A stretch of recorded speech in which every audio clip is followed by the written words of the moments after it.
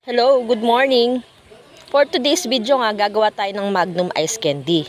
Kailangan natin ng Goya Chocolate, Plastic Ice Candy, tsaka Angel Creme Densada. Slice lang natin yung chocolate ng ganito. Tapos lagay natin sa Plastic Ice Candy na kagaya nito. Pwede din gumamit ng warm water para i-melt yung chocolate. Tapos pag na-melt na, spread mo lang siya sa plastic na parang ganyan. Tapos nun, lagay na natin yung creme densada. Purong creme densada lang po to. Pero yung iba, nilalagyan po nila ng Nestle cream. Since low budget lang po ito, creme densada lang po yung ilalagay ko.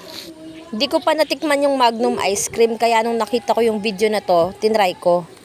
Maliit nga lang pala yung nabili kong plastic ice candy. Yun na din to sa bahay nyo, sobrang dali lang gawin. Nasa mahigit 100 pesos lang yung nagastos ko.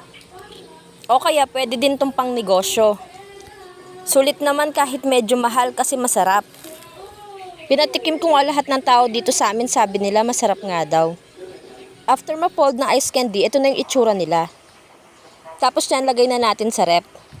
Nagre-request pa nga ulit sila sa akin eh. To taste is to believe, kaya gawa na rin kayo. Thank you for watching!